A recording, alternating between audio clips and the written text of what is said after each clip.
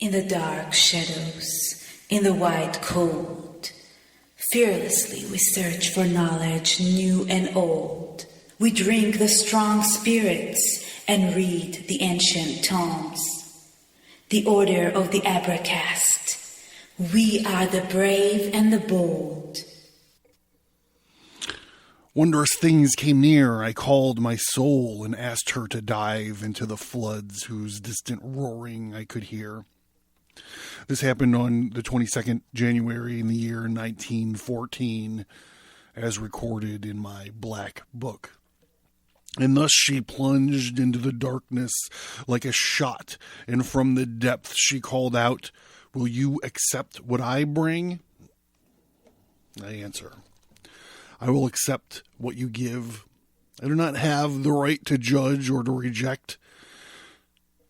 Jung's soul says, "So listen, there is an old armor and the rusty gear of our fathers down here, murderous leather trappings hanging from them, worm-eaten lance shafts, twisted spearheads, broken arrows, rotten shields, skulls, and bones of man and horse, old cannon, capulets, crumbling firebrands, smashed assault gear, some stone spearheads, stone clubs, sharp bones, chipped arrowhead teeth, everything the battles of yore have littered the earth with. You will accept all of this?" Jung says, "I accept it. You know better, my soul." And the soul says back, "I find painted stones, carved bones with magical signs, talismanic sayings on hanks of leather and small plates of lead, dirty pouches filled with teeth, human hair, fingernails, timbers lashed together, black orbs, moldy animal skins, all the superstitions hatched by dark prehistory. Will you accept all of this?" Jung says, "I accept it all. How should I dismiss anything? But I find worse fratricide, cowardly mortal blows, torture, child sacrifice, the annihilation of whole peoples, arson, betrayal, war, rebellion. Will you accept this?" Jung says, "Also this, if I must, how can I judge?"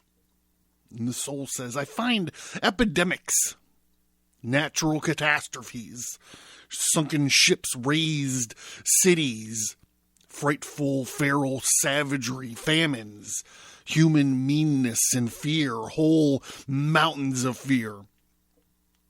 And Jung says, "So shall it be since you give it." The soul says, "I find the treasures of all past cultures, magnificent images of gods, spacious temples, paintings, papyrus rolls, sheets of parchment with the characters of bygone languages, books full of lost wisdom, hymns, chants, ancient priests, stories told down the ages through thousands of generations." And Jung says, "That is an entire world whose extent I cannot grasp. How can I accept it?" "But you want to accept everything," the soul says. "You do not know your limits. Can you not limit yourself?" And Jung says, Must I limit myself? Who could ever grasp such wealth?" And the soul says, "Be continent and cultivate your garden with modesty." "I will," Jung says. "I see that it is not worth conquering a large piece of the immeasurable, but a smaller one instead. A well-tended small garden is better than an ill-tended large garden. Both gardens are equally small when faced with the immeasurable, but unequally cared for." And the soul says, "Take shears and prune your trees." The Abracast. Occult, history, conspiracy, and violence.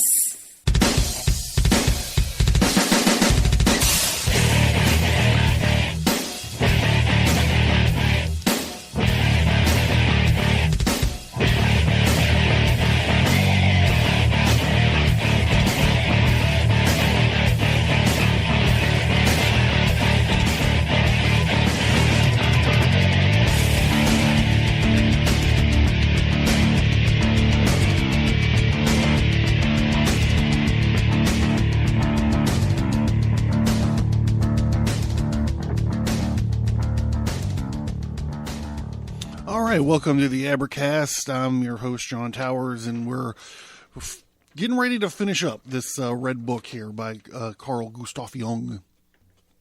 This is the book he written to deal with his bout of schizophrenia. So he suspects. So the cold open was the first part of the chapter entitled The Three Prophecies, and I think that this is the chapter that, well, at least this part of the chapter, it hits it right on the nose, right? It's all the stuff that he's kind of been talking about with these different sorts of, I don't know, personalities within himself, or his different aspects, the archetypes within him, or whatever. Like, this is the one that hits the button on the nose for me, where his soul showing him all of the cruelties and the war and all of the dark parts of human, I don't know, prehistory, the history, all of the shit parts of the human history. And then at the end she was like, but I also have all of this good stuff from human history, all the songs and the hymns and the chants and the religious iconography and all of the beautiful parts of, shared culture. And he's willing to accept all the rotten shit, right? He's like, yeah, I mean, how can I judge what you're going to give me? You want to give me, and I'll fucking take it. I'll take it all. And then she gets to the good stuff, and he was like, whoa, I'm not sure if I can deal with all of this good stuff. It's like the reversed Five of Cups for me.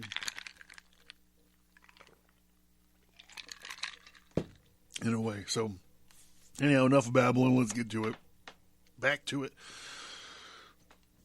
And they settle on, well, I'll keep a small garden really well instead of a big garden really shittily.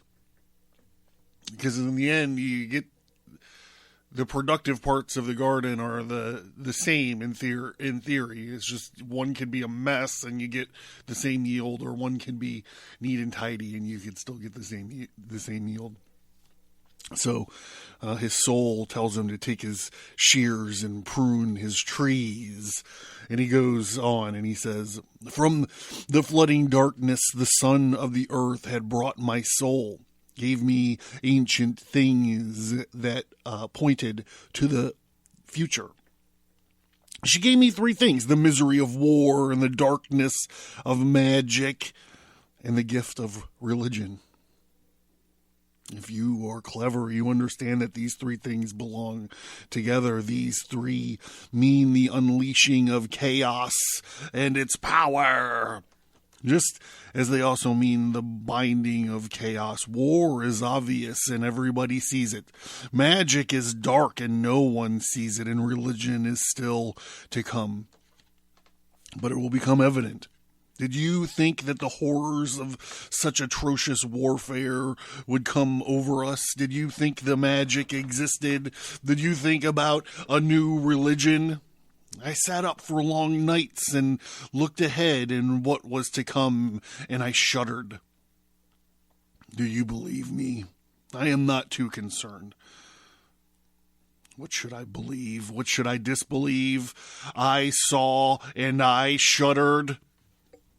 But my spirit could not grasp the monstrous, and could not conceive the extent of what was to come. The force of my longing languished, and powerless sank the harvesting hands. I felt the burden of the most terrible work of the times ahead, and I saw where and how, and no word can grasp it, no will can conquer it. I could not do otherwise. I let it sink again into the depths. I cannot give it to you, and I can speak only for the way of what is to come. Little good will come to you from outside. What will come to you lies within yourself, but what lies there?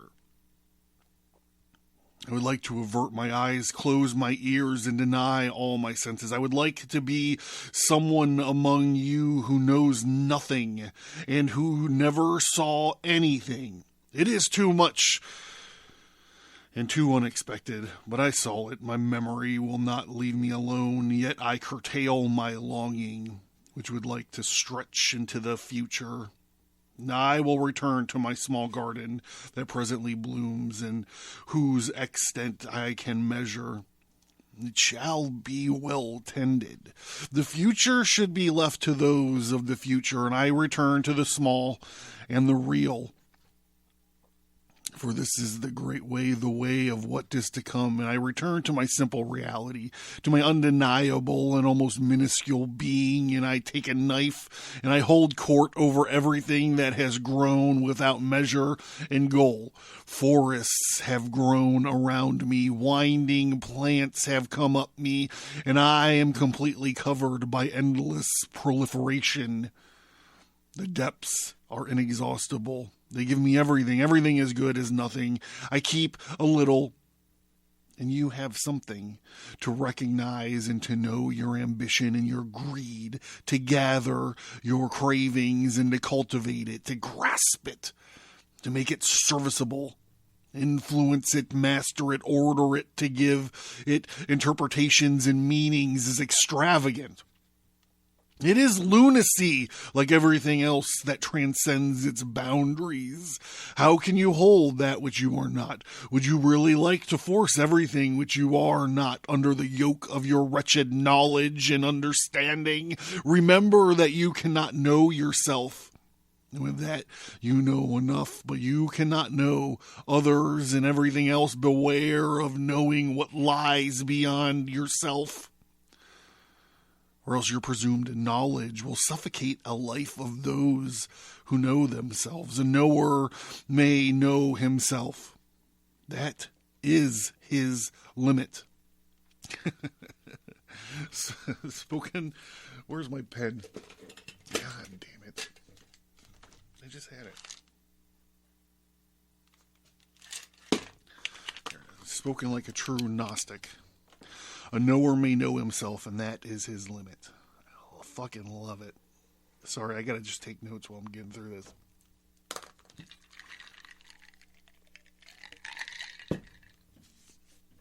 With a painful slice, I cut off what I pretend to know about what lies beyond me.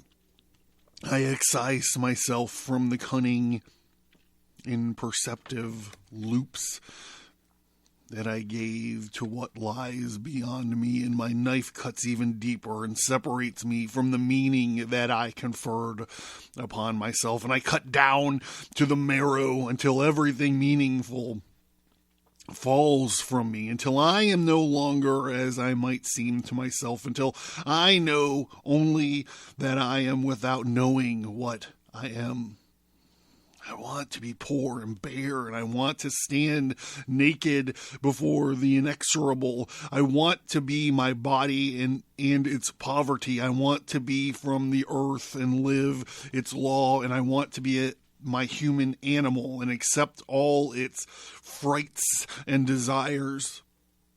I want to go through the wailing and the blessedness of the one who stood alone with a poor, unarmed body on the sunlit earth, a prey of his drives and of the lurking wild animals, who was terrified by ghosts, by the dreaming of distant gods, who belonged to what was near, and what was enemy to the far off, who struck fire from the stones, and whose herds were stolen by unknowable power, and only destroyed the crops of his fields, and who neither knew nor recognized, but who lived by what lay at hand, and received by grace what lay far off.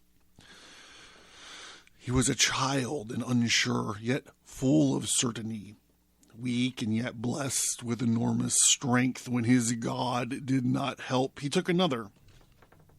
And when this one did not help either, he castigated him. And behold, the gods helped one more time.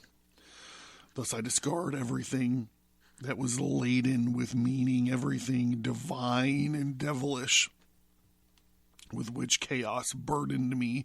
Truly, it is not up to me to prove the gods to the devils and the chaotic monsters to feed them carefully, who warily drag them with me to count and name them and to protect them with the belief against disbelief and doubt. A free man knows only free gods and devils that are self-contained and take effect on account of their own force. If they fail to have an effect, that is their own business, and I can remove this burden from myself. But if they are effective, they need neither my protection nor my care nor my belief. Thus you may wait quietly to see whether they work. But if they do, be clever, for a tiger is stronger than you. You should have been able to cast everything from you. Otherwise, you are a slave. Even if you are the slave of a god, life is free and chooses its way.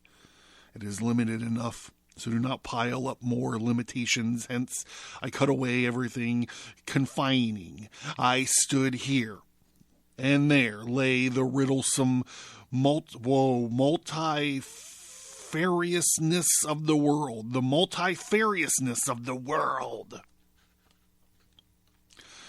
And a horror crept over me. Am I not the tightly bound? Is this world there not the unlimited? And I became aware of my weakness. What would poverty, nakedness, and unpreparedness be without consciousness of weakness and without horror at the powerless? Thus I stood, and I was terrified, and then my soul whispered to me.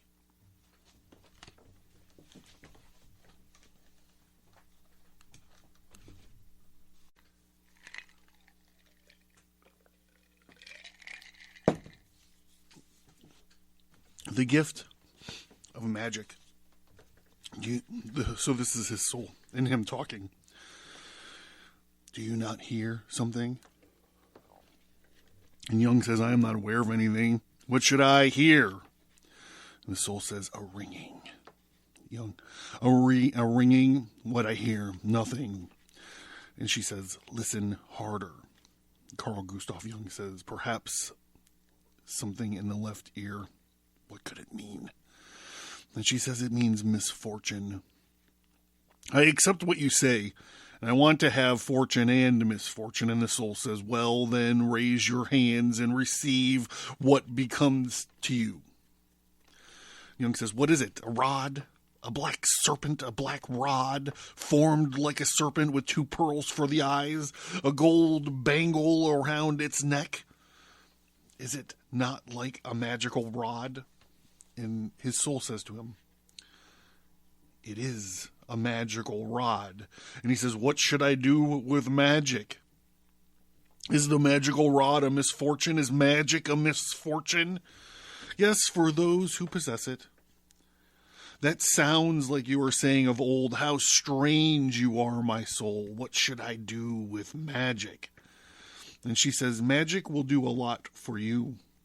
And Carl Jung says, I'm afraid you're stirring up my desires and misunderstanding. You know what, a man never stops craving the black art and things that cost no effort. Magic is not easy, and it demands effort. Jung says, does it demand the sacrifice of love, of love? Does it demand the sacrifice of love, of humanity? If it does, take the rod back. The soul says, don't be rash. Magic doesn't demand the sacrifice. It demands another sacrifice. And what sacrifice is that? The sacrifice that magic demands is solace, she says. Solace. Do I understand correctly? Understanding you is an unspeakably difficult. Tell me, what does this mean? Solace is to be sacrificed, the soul says. What do you mean? Should the solace that I give or the solace that I receive be sacrificed? Both, she said. I am confused. This is too dark, Jung says. The soul answers, you must sacrifice solace for the sake of the black rod. The solace you give and the solace you receive. Jung says, you are saying that I shouldn't be allowed to receive the solace of those I love and should give no solace to those that I love. This means the loss of a piece of humanity and what one calls severity towards oneself and others takes its place. The soul says, that is how it is. That's just the way it goes, bitch. Does the rod demand this sacrifice? The soul says it demands this sacrifice. Am I allowed to make this sacrifice for the sake of the rod? Must I accept the rod? The soul says, do you want to or not? And he says, I can't say. What do I know about this black rod? Who gives it to me?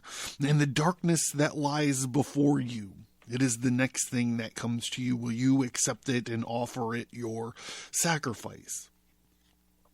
Carl says, it's hard to sacrifice to the dark, to the blind darkness. And what a sacrifice. Nature, the soul says, does nature offer solace? Does it accept solace?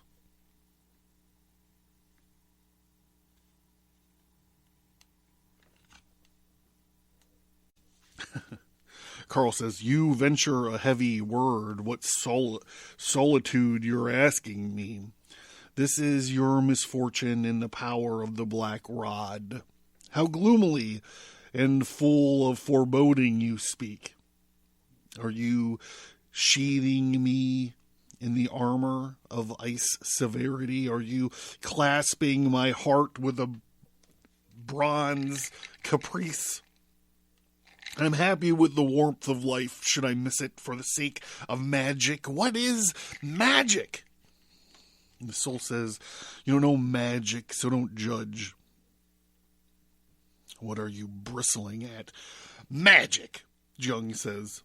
What should I do with magic? I don't believe in it. I can't believe in it. My heart sinks and I'm supposed to sacrifice a great part of my humanity to this magic. I advise you don't struggle against it, and above all, don't act so enlightened, as if deep down you do not believe in magic. And Jung says, you're explorable. But I can't believe in magic, or maybe I have a completely false idea of it.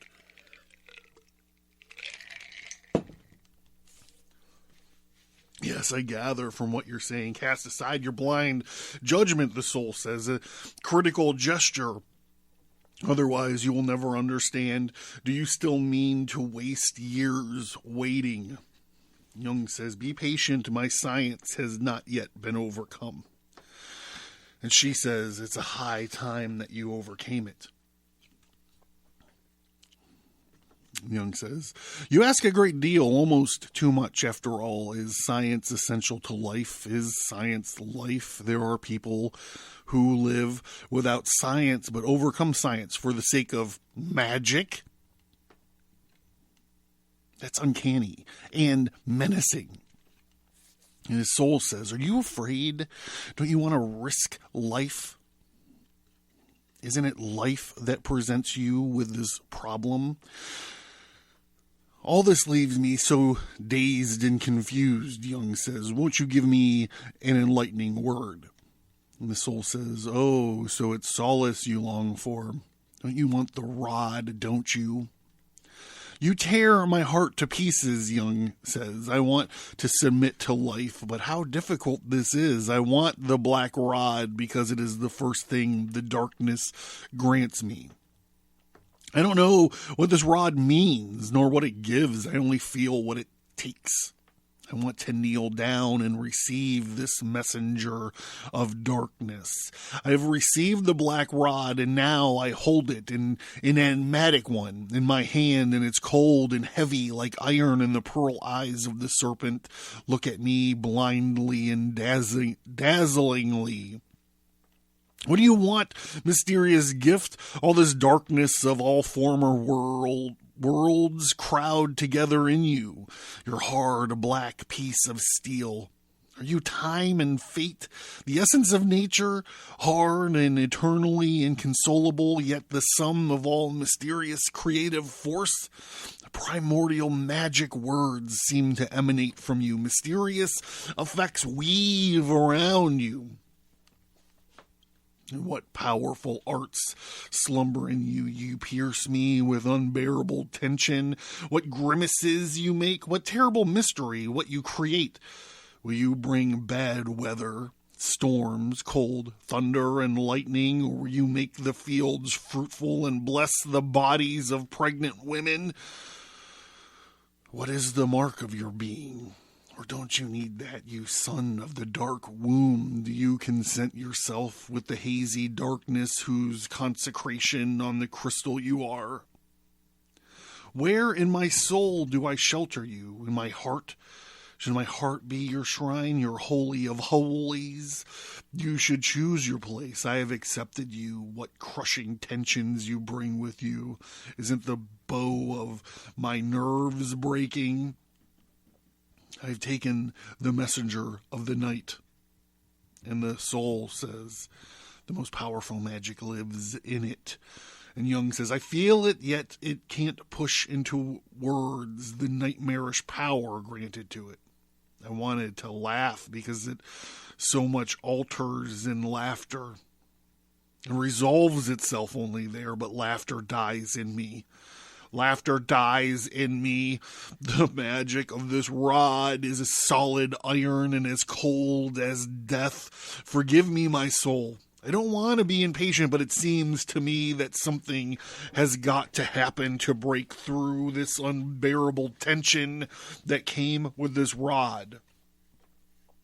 The soul says, wait, keep your eyes and ears open. And Jung says, I'm shuddering and I don't know why. The soul says, sometimes one must shudder before the greatest. Jung says, I bow my soul before unknown forces. I'd like to consecrate an altar to each unknown god. I must submit. The black iron in my heart gives me secret power. It's like defiance and like contempt for men.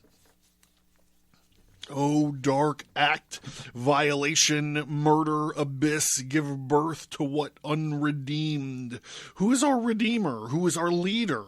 Where are the ways through the black wastes? God, do not abandon us. What are you summoning, God? Raise your hand up to the darkness above you.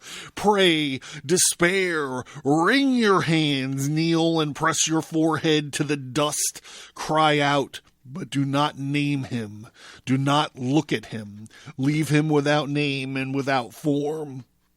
What should form the formless, name the nameless, step on to the great way and grasp at what is nearest? Do not look out, do not want, but lift up your hands. The gift of darkness are full of riddles. The way is open to whomever you can continue. In spite of riddles, submit to the riddles and the thoroughly incomprehensible. There are dizzying bridges over the eternally deep abyss, but follow the riddles.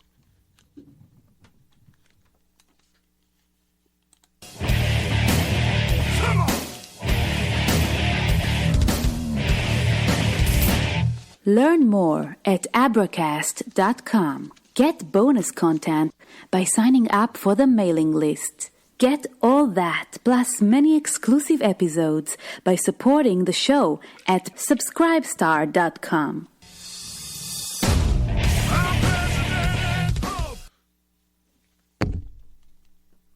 So just a reminder, check out Abracast.com. Check out the feature topic link if you want to see all these Carl Jung episodes we're doing and, whatever else. Gnosticism, the Kabbalah, alchemy, whatever you want, it's all there. T-shirts, check out the storefront. T-shirts, tarot cards, all that good stuff. Endure them, the terrible ones. It is still dark, and the terrible goes on growing, lost and swallowed by the streams of procreating life. We approach the overpowering inhuman forces that are busily creating what is to come. How much future and depths carry are not the threads spun down there over a millennia. Protect the riddles, bear them in your heart, warm them, be pregnant with them. Thus you carry the future. The tensions of the future is unbearable in us. I must break through narrow cracks. It must force new ways. You want to cast off the burden. You want to escape the inescapable. Running away is the deception and detour. Shut your eyes so that you do not see the manifold, the outwardly plural. Tearing away in the tempting, there is only one way that is your way. There is only one salvation, and that is your salvation. Wow. There's only one salvation, and that is your salvation. Very good. Very good. Why are you looking around for help? Do you believe that help will come from outside? What is to come is created in you and from you. Hence, look at yourself. Do not compare. Do not measure. No other way is like yours. All other ways deceive and tempt you. You must fulfill the way that is in you. Oh, that all men and all their ways become strange to you. Thus might you find them again within yourself and recognize their way. But that weakness, what doubt, what fear. You will not be going your way. You always wanted to have at least one foot on paths not your own to avoid the great solitude, so that maternal comfort is always with you, so that someone acknowledges you, recognizes you, bestows trust in you, and comforts you, encourages you, so that someone pulls you over onto their path where you stray from yourself and where it is easier for you to set yourself aside. So if you were not yourself, you should not. You should accomplish your deeds. Who should carry your virtues and your vices? You do not come to an end with your life, and the dead will besiege you terribly to live your unveiled life. Everything must be fulfilled. Time is of the essence, so why do you want to pile up the lived and let the unlived rot? Great is the power of the way. In it, heaven and hell grow together. And in it, the power of the below and the power of the above unite. The nature of the way is magical, as are supplications and invocation, malediction, and the deed are magical if they occur on the great way. Magic is the working of men on men. But your magic action does not affect your neighbor. It affects you first, and only if you withstand it does an invisible effect pass from you to your neighbor. There is more of it in the air than I ever thought. However, it cannot be grasped. Listen. We're gonna sing.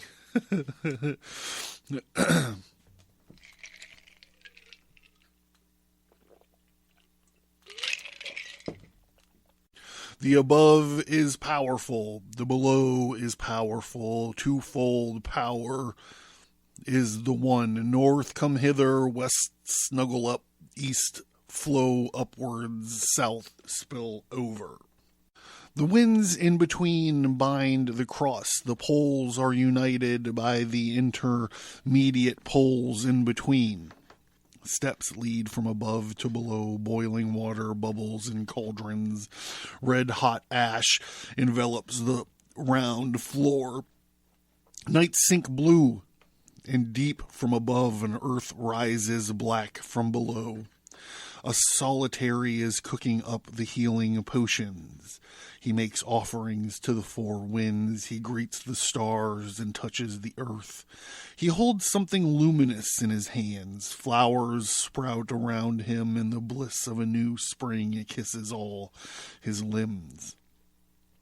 Birds fly around him, and the shy animals of the forest gaze at him. He is far from men, and yet the threads of their fate pass through his hands.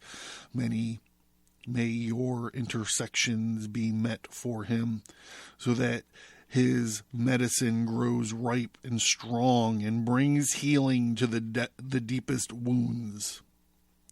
For your sake he is solitary, and he waits alone between heaven and earth, for the earth to rise up to him and for heaven to come down to him. All people are still far off and stand behind a wall of darkness. But I hear his words which reach me from afar. He has chosen a poor scribe, someone hard of hearing, who has also stutters when he writes. I do not recognize him, this solitary. What is he saying? He says, I suffer fear and distress for the sake of man. I dug up old runes and magical sayings, for words never reach men. Words have become shadows. Therefore I took old magical apparatuses, and I prepared hot potions and mixed in secrets and ancient powers. Things that even the cleverest would not guess at. I strew the roots of all humans through any deeds. I watched over the cauldrons through many starry nights, and I brew firmaments forever. I need your intersection, your kneeling, your desperation, and your patience. I need your ultimate and highest longing, your purest willing, your most humble subjugation. Solitary, who are you waiting for? Whose help do you require? There is none who can rush to your aid, since all look at you and wait for your healing art. We are all utterly incapable and need help more than you. Grant us help so that you can help in your return. The solitary speaks, will no one stand by me in this need? Should I leave my work to help you so that you can help me again? But how should I help you if my brews are not grown ripe and strong? It was supposed to help you. What do you hope from me? Come to us.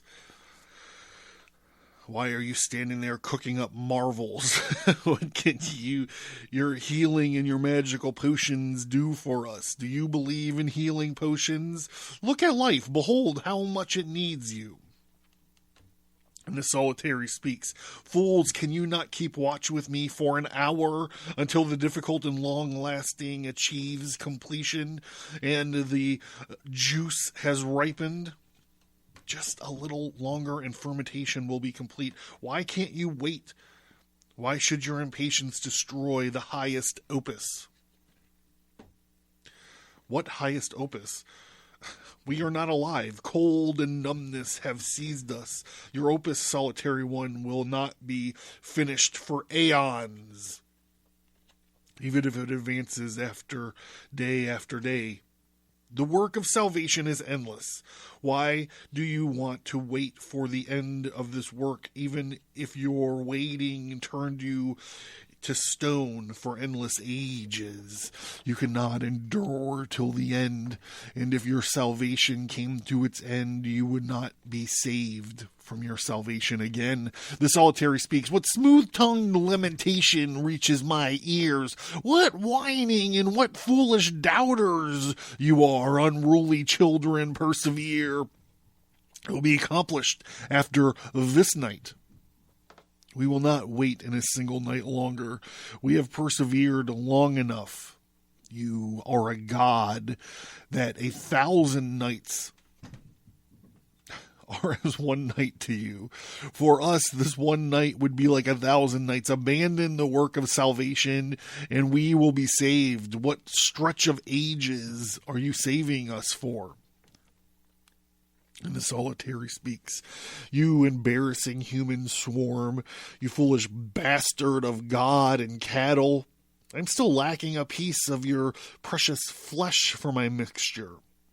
Am I truly your most valuable piece of meat? What is worth my while to come to the boil for you? One let himself be nailed to the cross for you.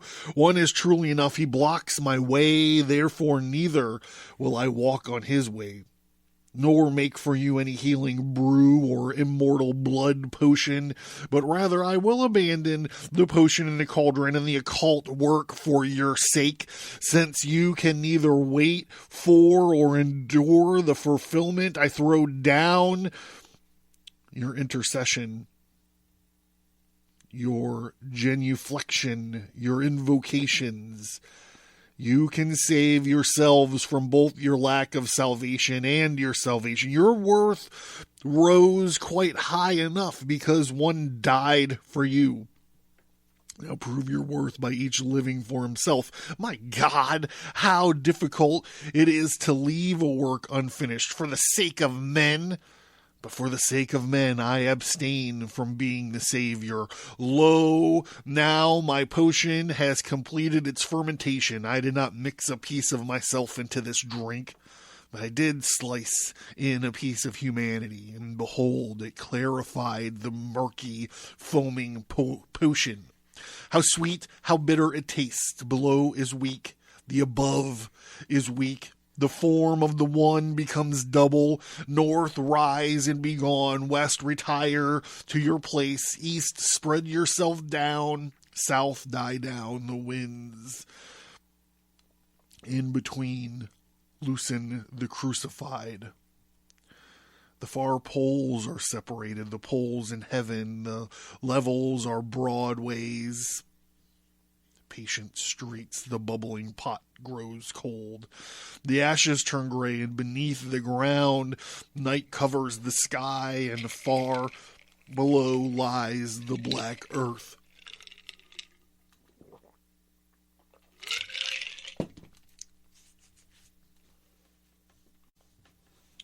So day approaches, and above the clouds, a distant sun, no solitary cooks healing potions.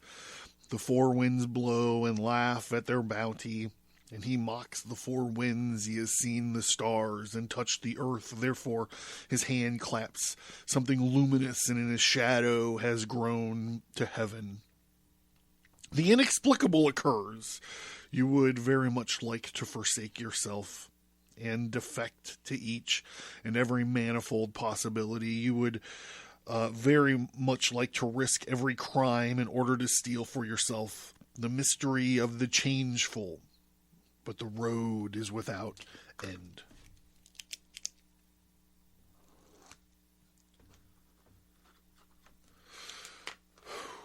All right, well, that's it for this episode. Just want to remind everybody that we are going to be taking some time off. I am scheduling a vacation. It's going to be based around the 5th year anniversary of the show, which is coming up very soon. So if you see something funky going on, hint, hint, you see something weird happening, it's just me taking some time off and sharing some, I don't want to say it. I have some surprises lined up for my time off. We'll just put it that way. Some fun surprises lined up for me taking time off, and it's all based around the 5-year anniversary of the show. So if you see something funny coming up, that's what's going on. And I'm John. This is the Abracast, and take it easy.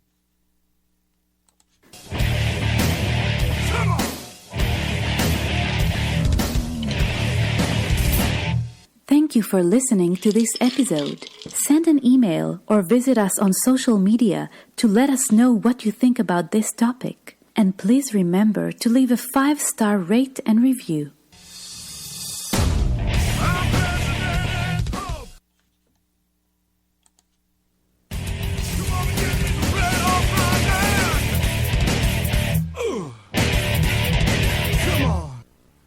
If you're considering supporting the show on Subscribestar, let me tell you a little bit about what's going on over there. The Degree of the Red Archive, which is the $1 a month. You get access to some bonus audio, but there's also 50 plus hours of archived episodes. These are older episodes. They're not on the stream anymore. It's the only place to find them is in the Red Archive. There's a $3 a month tier called the Fellowcraft Degree, and that has 30 and 40 hours of exclusive Fellowcraft episodes. You get access to all of those. And those have never been on the stream. Those have never been on the normal show. They're exclusive only to the Fellowcraft Degree. $5. The $5 tier is the Degree of the Red Mark. And so for $5, you get the archived episodes, you get the Fellowcraft episodes, and then you are able to get some swag, bookmarks, temporary tattoos, exclusive tarot cards, all different kinds of stuff coming out every once in a while. And then for $10 a month, you become a knight in the Degree of the Vessel of the Art. So the Vessel of the Art degree, you get the archived episodes, the exclusive episodes, the swag, and then you get like the keystone of all swag. You get your very own Vessel of the Art, which is a full-size, fully glass mason jar with the Abracast sigil logo on it.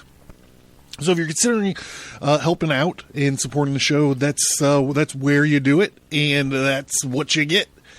If you look around on Abracast.com, you can also find a PayPal donate button. So if you don't want a, monthly thing, another monthly thing to take care of, but you're like, hey, Towers is a good guy. I want to buy him a drink. You shoot me, not a coffee. I don't drink that shit, but you could PayPal me some money. All of your help is appreciated. And, yeah, that's it. I'm John. This is it. Like I said, I'm okay. Look here.